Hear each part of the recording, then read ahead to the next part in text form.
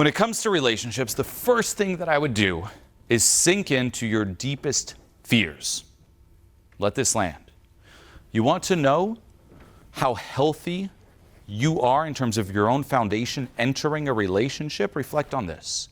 What if the universe came to you and said, you will be alone forever? A guarantee. No matter what you do, you will forever be alone. Could you be okay with that? What gets triggered within? If the answer is, yeah, that's good. If the answer you're feeling, it's like, no, then that is something to let go of.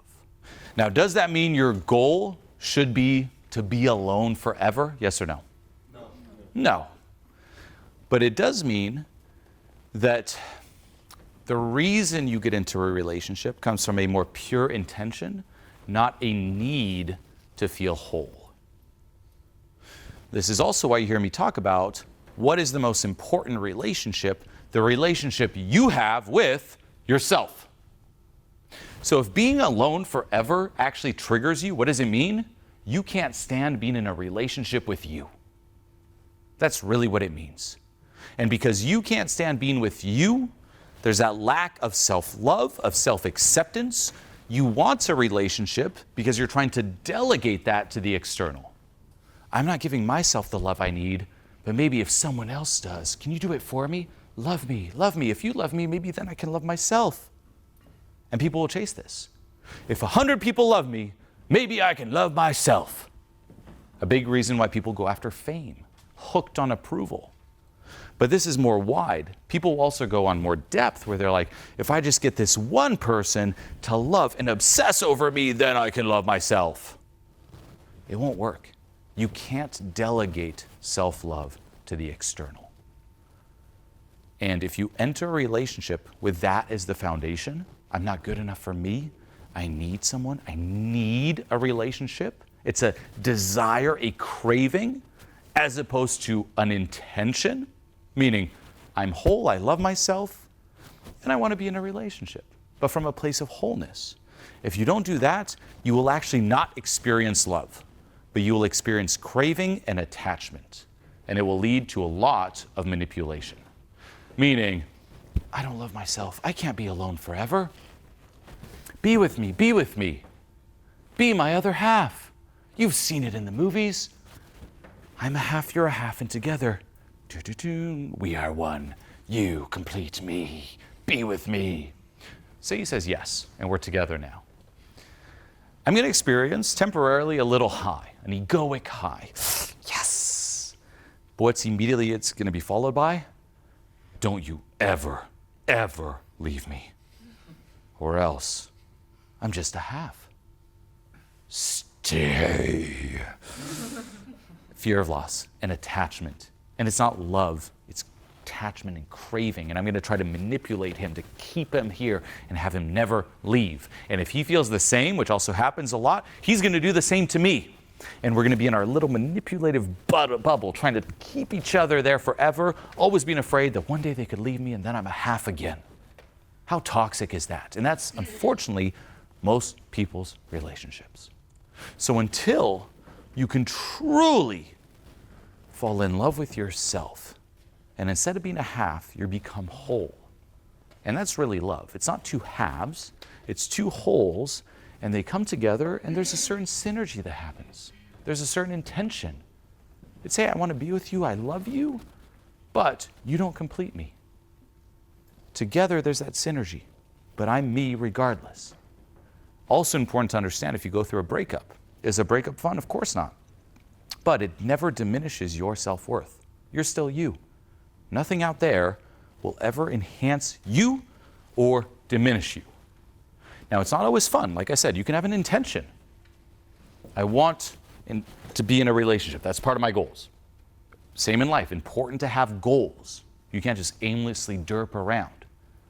But your goals don't determine your self-worth. Ever. So that's the first one. I would sink into those fears. Being alone forever. Can you be okay with that? Don't let it trigger you. The next one is stop chasing the wrong people. For real. ask yourself, what is my ideal partner? Now, unfortunately, what we see is people will chase others that might impress their friends, impress their family, impress society, and they never ask themselves, what do I want? Go for you. No one else is going to be that relationship. Why are you trying to impress others?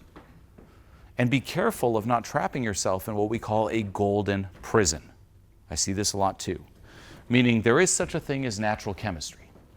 If all of us were to hang out one-on-one, say a minute each, are we all going to get along the same? Yes or no? No. Some of us are going to connect, some of us a little less. That's chemistry. Does it mean that there's something wrong with the person you don't connect with? No, just no chemistry. You're not friends with everyone, and that's okay. That's natural. You're not meant to get along with everyone, and not everyone is meant to get along with you. That's nature. Yet what we do is we try to people please. We put on a certain front. We try to be someone that we're not in order to get the wrong people with whom we have no natural chemistry to like us. So for example, what's your favorite movie? Harry Potter. Harry Potter. I do not like Harry Potter. Now that's actually true. I loved Harry Potter. I was reading the books when I was younger.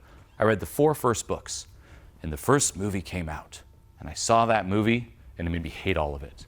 Because in my mind, I had this vision of what Harry Potter looked like and what the story was like. And the movie came out, I'm like, this is for kids. And it was over for me. Now, say I was like, I need her. What do people do? They pretend, they perform. Oh, you like Harry Potter? Me too. That's my favorite movie. Now, say I do that. Ultimately, it's lying, portraying yourself as someone that you're not. She might be like, oh, that's great. We bond over it. Now we're together. You might think you won. Look, I got her. But did I? No, I created a golden prison where now every single day I have to lie about who I am and keep saying, I love Harry Potter, when in reality I don't. And you create a prison of paranoia. You're always walking around on eggshells. Is today the day she's going to find out I actually don't like Harry Potter? But that's exhausting. It is exhausting. It's horrible. But that's actually a lot of relationships. Look, here I am. I'm cool. Look how confident I am. What if they see the real me? As opposed to saying, no, here's the real me. If that's what a relationship feels like, this prison of paranoia, that's not a relationship. It should ultimately be your own personal sanctuary where you can relax and fully be you. A good audit is think of you at your worst, right? So for example, you two together, right? Do you fart in front of each other? Yeah. Yeah? You do? Good. That's actually really good. Do you? You're kind of like, oh. Well, don't be ashamed of it. Own it. Yeah. Okay. Did you ever see yourselves going to the bathroom? Did you see her going to the bathroom like that? Not this. Okay. But the rest, yeah? Okay. Good. No, good. Now notice how everyone kind of cringes around this. Like, oh no. But that's also being human. That's a relationship. Guess what? What if they entered the relationship and they didn't do that? They never farted. They were always like, oh no, she can never see me pee, etc. Prison. Now, of course, you can take that overboard. Like, don't be like, ha, ha, ha, I'm coming to bed. Like, no. Common sense. But say that was the case, and it was like this dirty secret. That's a prison of paranoia. Yeah. That's horrible. Because everyone does it. So you're like, I'm going to go outside, and then you're back inside. Oh, hey, like, horrible. Now, that's just with a very graphic example. People do this with parts of who they are. Think of you at your worst. Say you went out tonight, and people invited you out to a dinner, you eat a ton, and people are like, hey, have a drink or two. And you wake up tomorrow, you're kind of hungover and bloated, and say your ideal partner walked in and saw you like that. No makeup, nothing, just waking up out of bed like, ugh. Would you feel comfortable being you? Being seen? If the answer is no, hey, you're not being real. You're scamming. You're trying to create a golden prison. The same as if you feel like your partner is outside of your league. That's a golden prison. Prison of paranoia. Not good.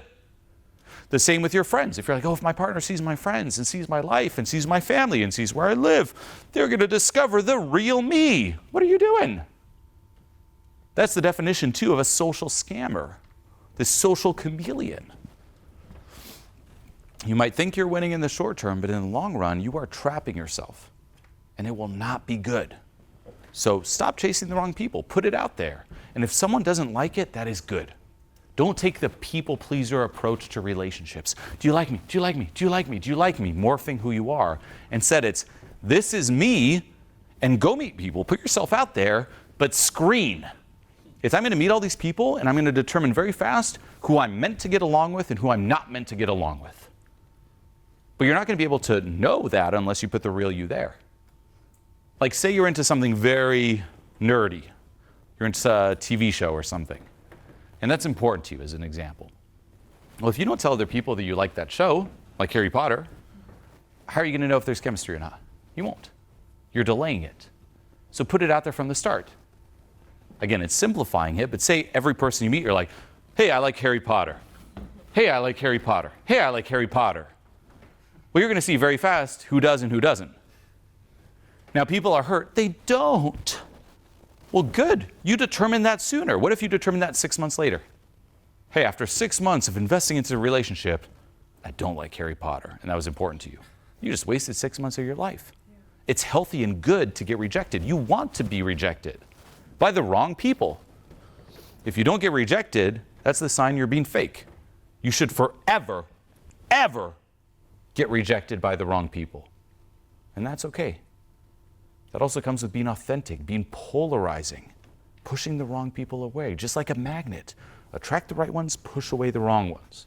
If everyone likes you, you have no polarity, and you are ultimately being the fakest person ever, the ultimate people pleaser, the ultimate social chameleon. Okay? From there, don't just base your relationship on superficial things. It's easy to do so, especially if you're just living up here logically. You're like, okay, well, the relationship, looks, et cetera, et cetera. And is that important? Yeah, to a certain extent. But it's more than that.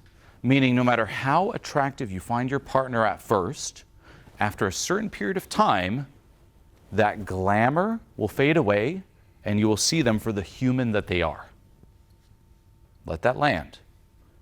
No matter how attractive you think your partner is, spend enough time with that person, just a person. It loses the glamour. One thing, the person who actually married my wife and I had us write down, and it was very helpful, was make 3 columns. I'd suggest you all do this too. 3 columns. Column 1 is you write down, you could say attraction love, sexual love. What attracts you about your partner? So it could be looks, it could be this and that, like make the list. What turns you on about your partner sexually? Column 2, take away all the sexual side. What attracts you in terms of a person, a friend, shared values, et cetera, et cetera. And column 3, what are you willing to sacrifice for this relationship? Getting really clear on that helps tremendously. And to take it one step further, the way I personally view it is if you are going to enter a long-term serious relationship, instead of just thinking, okay, are they hot or not? View it as, I'm picking my player 2 for life. Back to life being a video game. What's a good player 2 to team up with? Especially if you're going to have kids, by the way. Because my view or description of kids is like signing up to start playing the most fulfilling and amazing and rewarding video game, but at the same time that is extremely traumatic and horrible and stressful and low sleep, et cetera, that will trigger every part of you. That's having kids. And it's a game that once you start playing it, you can never stop until you die. And you can pick a player 2. Who would you pick? That's it. That's having kids. Same with a relationship. Who's your player 2?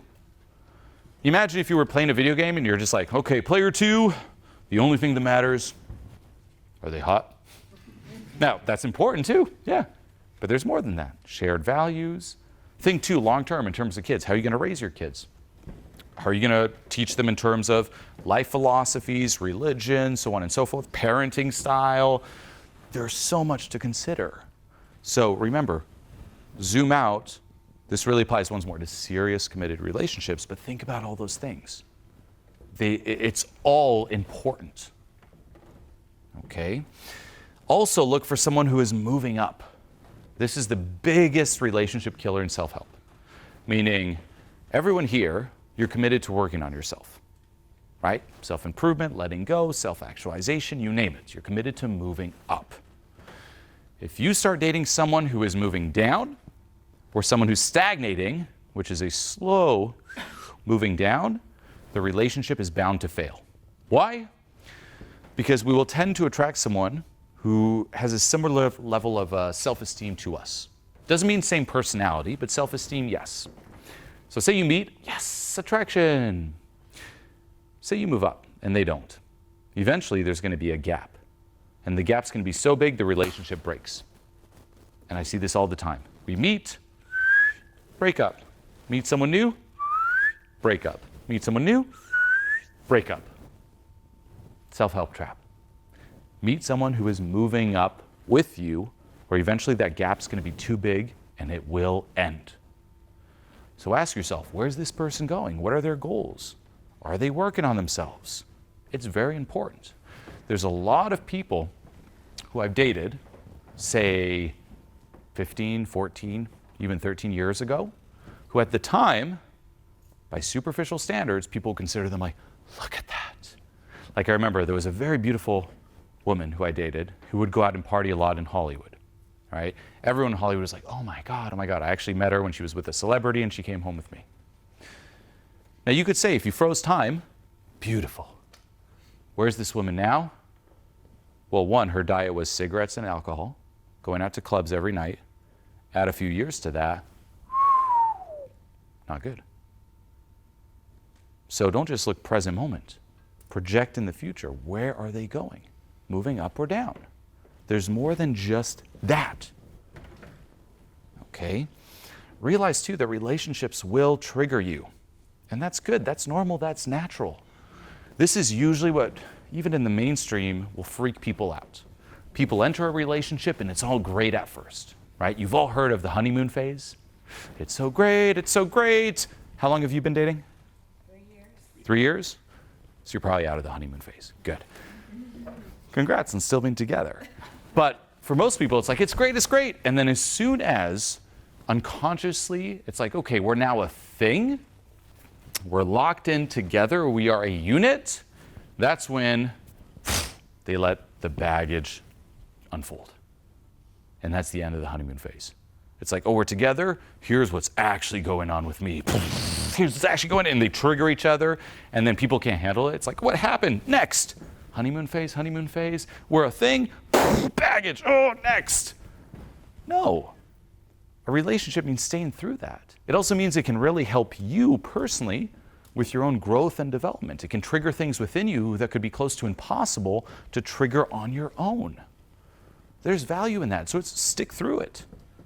And you'll see that once you pass that initial honeymoon phase and you go through trigger fest days, you come out of it on the other side, and the relationship is much more enjoyable and fulfilling than even the honeymoon phase. That's just the superficial beginning. So stick through it, but your partner will trigger you like no one else. And then eventually your kids will trigger you even more than your partner, and it'll be insane. Adversity also plays a very important role in relationships, meaning you must go through very hard times together. It will show you your relationship is made of, and it will show you who your partner really is. If things are peachy and great, it's easy to get along. When things get bad, truth comes out. Now, does that mean proactively try to steer your relationship into hard times? No. Life will throw it right at you. It'll find you, don't worry. But don't just bounce when that happens. Be open, be curious. Ask yourself, okay, who am I? How am I dealing with this? How am I showing up in these hard times? How is my partner showing up in these hard times? And it's usually those hard times that cement the relationships. It shows you who people truly are. This also applies to friends. How do your friends react when you go through hard times? It shows you who's a real friend, who's not so much of a real friend. Be open to this. The last thing I'd say is the thing that also keeps relationships going and keeps relationships healthy is learning how to argue with your partner, learning how to have fights, because that is inevitable. People try to avoid it, or as soon as they have a fight, they're like, something's wrong. Next. You will forever have fights. Why? Because we are all different. We talked about before, natural chemistry. We're all equal, but we're all very different. we are never all going to agree on everything at the same time. And the relationships who make it are the ones that together decide on how they're going to fight, how they're going to argue. They're realistic about it. It's going to happen. So they set in the parameters and they know how to navigate it. If you don't, and this is most people, they get triggered and then they unleash, it's not going to be good. The best book that I found on the external side of this, apart from, of course, letting go so you don't get triggered as much, is Crucial Conversations. Read that book. It'll teach you the parameters of how to have a healthy argument and realize that most of the arguments you see out there are not healthy. That's why people are also afraid of anger. Like, anger, because when they think of anger, they think of someone exploding and yelling in the most toxic way. That's not healthy. But there is such a thing as having a very healthy and grounded argument and disagreement. Crucial Conversations will teach you how to navigate that. But ultimately, these would be some of the top things to keep in mind when it comes to relationships, and then, of course, letting go. And you can also read another book by Ross Rosenberg called The Human Magnet Syndrome, where he'll talk about the narcissist and codependent side of things. You can also learn about different, you could say, attachment styles, right? From anxious to avoidant. But ultimately, if you think of a certain scale like this, okay, on one side there's codependent, on the other side there's narcissist. Take this scale here. On this side, codependent. On this side, narcissist. Here is the perfect middle. If you find yourself here on this side of the scale, you will tend to feel attraction to someone who is on this side of the scale, same distance as you, proportionally equal on the other side. Meaning the further you are from that perfect middle, the more of a codependent you are, the more you will only experience attraction for an extreme narcissist, like magnets. Think about it. Codependent is someone who's always more people pleaser. It's lose, win. It's like others, right? I need you, I need this, right? Anxious attachment style. Narcissist is more of like me. It's me point of orientation. Win, lose. Now, when we think of that, narcissist, we tend to place a negative label. But viewed through the eyes of a codependent, why is it very attractive? Because they are embodying the aspects that the codependent disowned.